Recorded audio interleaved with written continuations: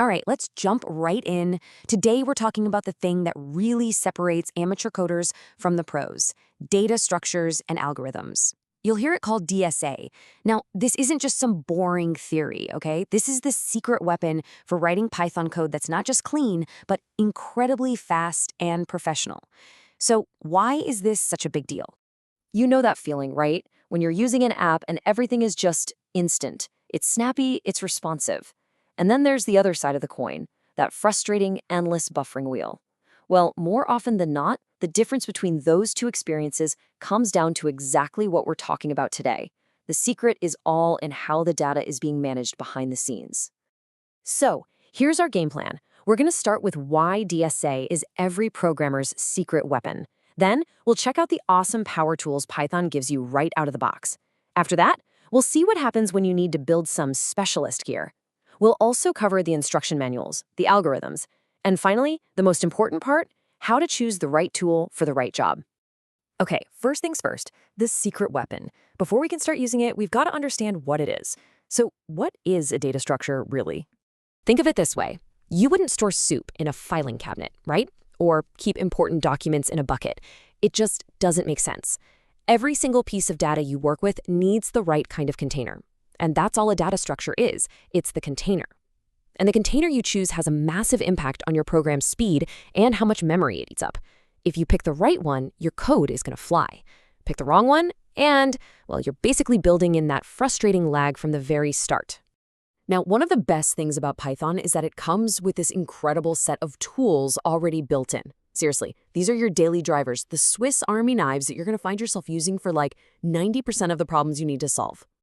First up, the trusty list. This is Python's take on a dynamic array, and its superpower? Getting elements by their position, or their index. You need the fifth item? Boom, it's instantly there. Doesn't matter if the list has 10 items or 10 million. But here's its kryptonite: changing things in the middle. If you try to insert or delete something, every single item after it has to get shifted over. For a huge list, that can be painfully slow. Next, we have the dictionary, which is your absolute go-to for lookups. I mean, it is unbelievably fast. Instead of a number index, you use a unique key to find a value. It's just like looking up a word in a real dictionary to find its definition.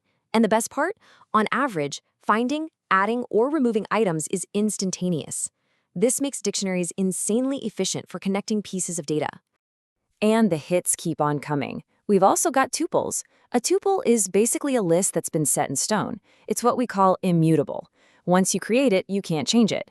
This is perfect for data that should never, ever be modified, like a pair of XY coordinates.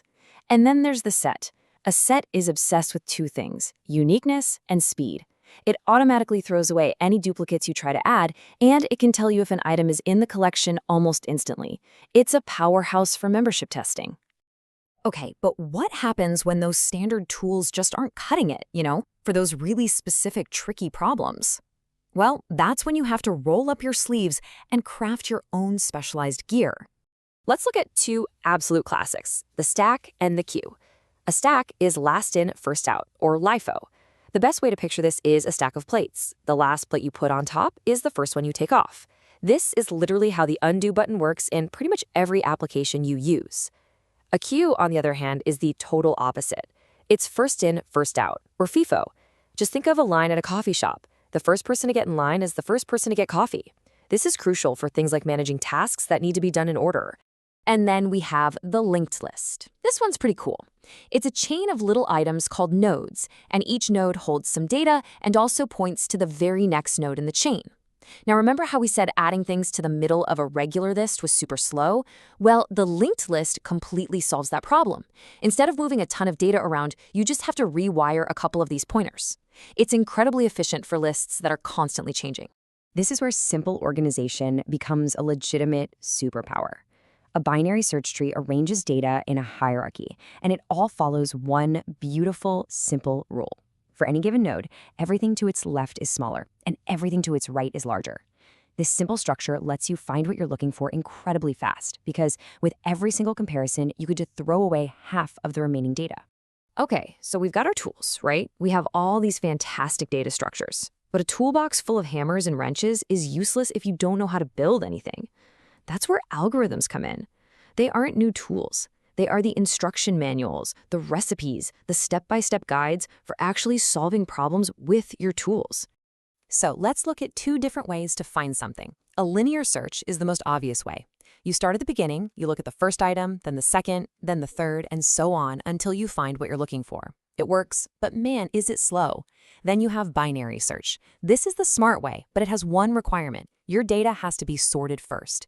It jumps right to the middle, asks, is my target bigger or smaller, and then instantly throws away the half it doesn't need.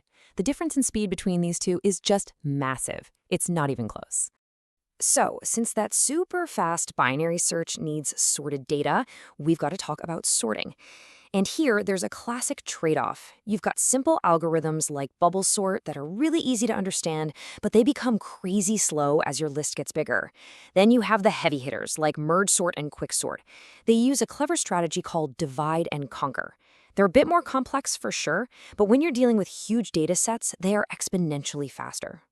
And we have to give a shout out to recursion. This is an elegant and really powerful idea where a function solves a problem by calling itself to solve a smaller piece of that exact same problem. I know, it can feel a little bit like Inception at first, but it's the most natural and clean way to work with structures like those trees we were just looking at. So we've got all these different tools, all these different recipes. How in the world do we decide which one is the best for our situation? How can we compare them objectively? Well, we need a common language, a universal measuring stick. And that measuring stick has a name, Big O notation. Now, don't let the formal name scare you. Big O is actually a really simple idea. It's just a way to talk about how well an algorithm scales. It doesn't care about the exact number of seconds it takes to run. Instead, it answers a much more important question. What happens to the performance as the amount of data gets bigger and bigger? Does it stay fast? Does it get a little slower? Or does it just completely grind to a halt? That's what Big O tells us. And this right here, this slide ties everything together. This is your cheat sheet. When you need instant access to something based on its position, you grab a list. When you need to look something up incredibly fast by a unique identifier, a dictionary is your best friend. Constantly adding things to the very front of a sequence, that's a job for linked list. And searching through a massive, sorted collection, a binary search tree is going to be your champion. This is how you start making smart, professional-level decisions in your code. So what's the big takeaway here? What's your path forward? It's actually pretty clear. First, master Python's built-in tools. Get super comfortable with lists, dictionaries, and sets. Honestly, they're going to solve the vast majority of your problems. Then, start digging into the more specialized structures like stacks and trees, especially for things like interviews. Really focus on understanding the core algorithms. And this is the most important part, practice. Build these things yourself, from scratch. That's the moment when it all truly clicks into place. So you see, data structures and algorithms aren't just some abstract topic for a computer science class. They are the fundamental difference between an app that people hate using and one that they love. You've now been handed the blueprints to an incredibly powerful toolkit. You know how to build things that are faster, smarter, and more efficient.